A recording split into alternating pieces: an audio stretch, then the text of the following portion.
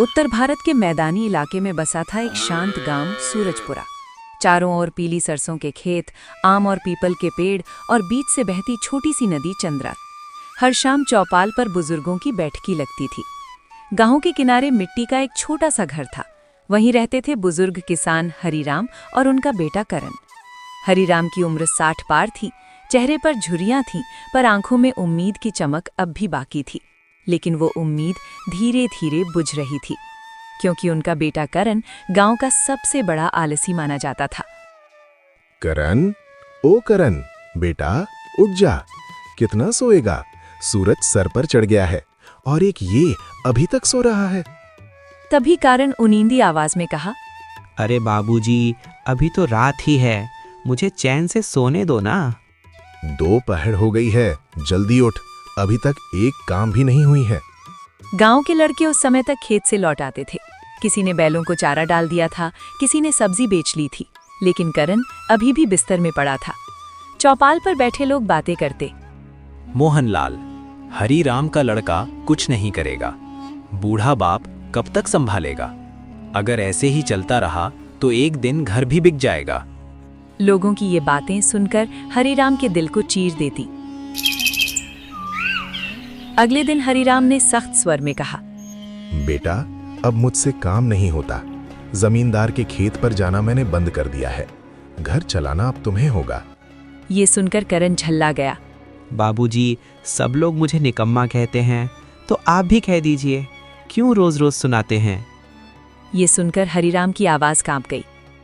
देख बेटा, मैं तुम्हारा दुश्मन नहीं हूं, मैं तुम्हारा पिता हूं।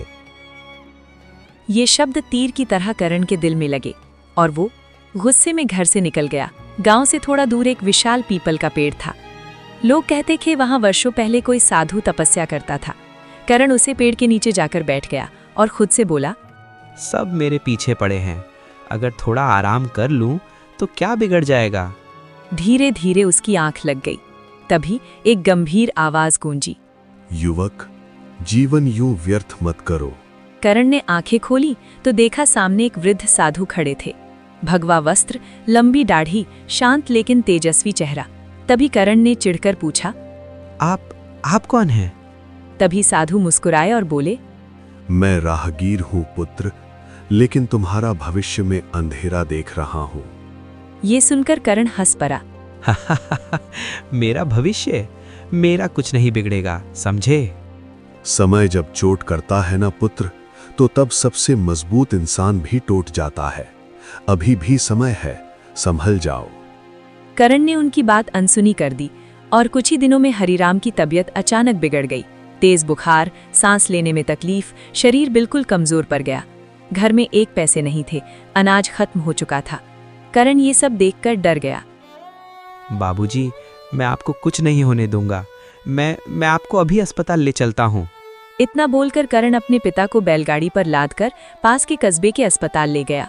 डॉक्टरों ने हरिराम की जांच की और डॉक्टर ने जांच के बाद कहा, दिल की नसें कमजोर हैं, इसे तुरंत ऑपरेशन करना होगा। खर्च लगभग 50,000 रुपए आएगा। 50,000 रुपए? करण के कानों में जैसे बिजली गिरी। उसने जिंदगी में कभी 5,000 भी नहीं कमाए थे। वो तुरंत भागकर गांव के साहूकार लालचंद के पास गया। सेठ जी, मेरे पिताजी की जान खतरे में है।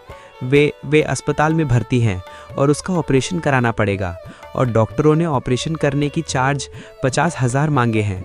कृपया मेरी मदद कीजिए। जब काम करने का समय था तब सोते थे और अब मदद चाहिए?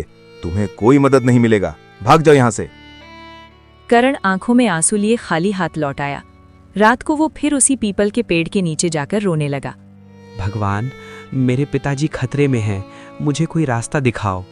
तभी हवा में पत्ते सरसराए और फिर वही साधु उसके सामने खड़े थे। पुत्र, तुझे अब समझ आया कि समय का कीमत कितना है?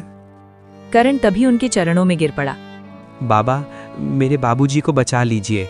मैं बहुत बड़ी मुसीबत में हूँ। ना कोई मेरी मदद कर रहा है और ना ही कोई मुझे पैसा उधार दे रहा है। तभी साधु ने उसे एक छोटी सी डिब्बी दी और बोले, इसमें राख है, पर शक्ति इसमें नहीं, तुम्हारे इरादे में है। अगर सच्चे मन से मेहनत करोगे तो तुम खुद चमत्कार बन जाओगे। ये सुनकर करण की आंखों में पहली बार दृढ़ता चमकी। अगले दिन सूरज निकलने से पहले ही करण जाग गया। गांव वालों ने हैरानी से देखा। उसने जंगल से लकड़ी काटी, हाथों में छाले पड़ गए, लेकिन वो रुका नहीं। वे शाम को बाजार में लकड़ी बेची। 3000 रुपए हाथ में आए। करण ने पहली बार अपनी कमाई को देखा और बोला, ये असली मेहनत की कमाई है। उस रात वो वर्षों बाद चैन से सोया। अगली सुबह फिर सूरज उगा, लेकिन इस बार सूरजपुरा गांव में एक नई चर्चा थी। बबलू, सुना तुमने? हरिराम का लड़का सुबह 4 बजे जंगल गया था। हाँ, मैंने अपनी आंखों से देखा। वे कुल्हाड़ी लेकर गया था। उसी बीच में बैठे बूढ़े रामू काका बोले, कभी कभी इंसान को झटका चाहिए होता है। करण अब रोज सुबह 4 बजे उठता, फिर जंगल निकल जाता। उसके हाथों में छाले थे, कंधों पर दर्द था, लेकिन दिल में अब एक आग थी, पिता का ऑपरेशन कराना। जंगल आसान नहीं था। कभी कांटे पैरों में चुभते, कभी जंगली जानवरों की आवाजें डराती, कभी तेज धूप सिर को झुलसा देती। एक दिन अचानक आंधी आ गई। सूखी डालियां गिरने लगी। एक भारी टहनी उसके कंधे पर गिरी। वो गिर पड़ा। आह! क्षण भर के लिए उसे लगा, बस अब नहीं होगा। तभी उसे साधु की आवाज आई, शक्ति राख में नहीं, तुम्हारे इरादे में है पुत्र। आवाज सुनकर करण ने दांत भींच लिए, धीरे धीरे उठा और फिर दुगनी ताकत से लकड़ी काटने लगा। कुछ ही हफ्तों में उसने 20,000 रुपए जमा कर लिए। बाजार के व्यापारी अब उसे पहचानने लगे थे। अरे करण, पहले तो तुम सोते रहते थे और अब तो तुम सबसे ज्यादा लकड़ी लाते हो। करण बस मुस्कुरा देता, लेकिन उसके भीतर एक डर था। समय कम था। डॉक्टर ने कहा था 2 हफ्ते में ऑपरेशन जरूरी है। और इधर साहूकार लालचंद को करण का बदलना पसंद नहीं आया। वो सोचने लगा, अगर ये लड़का सफल हो गया तो गांव में मेरी पकड़ कमजोर हो जाएगी। नहीं, मुझे इस लड़के का कुछ करना पड़ेगा। उसने एक चाल चली। उसने व्यापारी से कहा, सुनो कैलाश, करण की लकड़ी मत खरीदना, कह देना गीली है। फिर क्या था, अगले दिन व्यापारी ने कहा, मुझे माफ करना करण, आज दाम कम मिलेंगे। तभी करण समझ गया कोई साजिश है, लेकिन उसने हार नहीं मानी। उसने लकड़ी शहर के बड़े बाजार में बेचनी शुरू कर दी। अब उसे और ज्यादा दाम मिलने लगे। कुछ दिन बाद करण के पास 46,000 रुपए जमा हो चुके थे। अब सिर्फ 4,000 कम थे। एक दिन चौपाल पर साहूकार करण से कहा, करण, मेरे पास एक बंजर खेत है। अगर तुम उसे 1 दिन में जोत दो तो मैं तुझे पूरे 5,000 रुपए दूंगा। ठीक है साहब, मैं आपका खेत जोत दूंगा। तभी वहां पर खड़े गांव वाले हंस पड़े। वो बंजर खेत, वहां तो बैल भी हार मान जाते हैं। और करण, तुम उसे जोतने की बात कर रहे हो? अगले दिन सूरज आग उगल रहा था। मिट्टी पत्थर जैसी सख्त। पहले 2 घंटे में ही हाथ छिल गए। खून रिसने लगा। प्यास से गला सूख गया। क्षण भर के लिए लगा, क्या सच में मैं कर पाऊंगा? तभी उसे अपने पिता का कमजोर चेहरा याद आया। बेटा, काम कोई छोटा नहीं होता, बस उसे मेहनत और लगन से करना चाहिए। करण की आंखों में आंसू आ गए। उसने पूरी ताकत लगा दी। सूर्यास्त तक पूरा खेत जोता जा चुका था। ये देखकर साहूकार की आंखें फटी की फटी रह गईं, लेकिन उसे वादा निभाना पड़ा। करण को 5,000 रुपए मिले। करण तुरंत भागता हुआ अस्पताल पहुंचा। डॉक्टर साहब, ये लीजिए पूरे 51,000 रुपए। डॉक्टर ने करण से पैसे लिए और तुरंत ऑपरेशन शुरू कर दिया। घंटों बीत गए। बाहर बैठा करण पहली बार भगवान से सच्चे मन से प्रार्थना कर रहा था। कुछ देर बाद ऑपरेशन रूम का दरवाजा खुला। डॉक्टर मुस्कुराए और कहा, करण, ऑपरेशन सफल रहा। ये सुनकर करण वहीं जमीन पर बैठ गया। आंखों से आंसू बह निकले। कुछ दिन बाद करण उसी पीपल के पेड़ के नीचे गया और बोले, बाबा, आपका बहुत बहुत धन्यवाद। लेकिन वहां कोई नहीं था।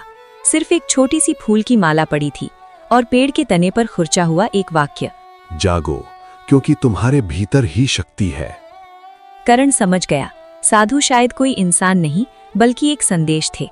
ऑपरेशन के बाद कई हफ्तों तक हरिराम को आराम की जरूरत थी। करण अब पहले से भी ज्यादा जिम्मेदार हो चुका था। सुबह वो पिता की सेवा करता और दोपहर में खेत को संभालता। अब लोग उसे अलग नजर से देखने लगे थे। चौपाल पर वही लोग जो कभी हंसते थे अब कहते, लड़का सच में बदल गया। मेहनत इंसान को पहचान दिलाती है। एक दिन करण ने निर्णय लिया, अब मैं दूसरों के लिए नहीं, अपने लिए खेती करूंगा। उसने अपनी जमा बचत से गांव के किनारे पड़ी एक छोटी सी बंजर जमीन खरीद ली। गांव वालों ने फिर ताना मारा, करण, बंजर जमीन में कुछ नहीं उगेगा। लेकिन करण मुस्कुराया। उसे पता था बंजर जमीन और बंजर किस्मत दोनों मेहनत से हरी होती हैं।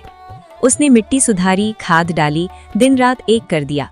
कुछ महीनों बाद उस खेत में पहली बार हरी भरी फसल लहलहाई और साहूकार चुपके ये सब देख रहा था। वो मन ही मन सोच रहा था, जिस लड़के को मैंने निकम्मा कहा वही आज सबका आदर पा रहा है। तभी उसने करण को बुलाया और उनसे कहा, करण, साझेदारी कर लो मेरे साथ, मैं पैसा दूंगा, तुम मेहनत करना। तभी करण शांत स्वर में बोला, सेठ जी, मेहनत का फल तभी मीठा लगता है जब वो अपने दम पर मिले। मैं आपका सम्मान करता हूँ, लेकिन अब मुझे किसी के सहारे की जरूरत नहीं। ये सुनकर लालचंद पहली बार निरुत्तर हो गया। एक शाम करण फिर उसी पीपल के पेड़ के पास गया। हवा हल्की थी, सूरज ढल रहा था। उसे लगा जैसे वही साधु फिर पास खड़े हैं। बाबा, मैंने सीख लिया, चमत्कार राख में नहीं, मेहनत में है।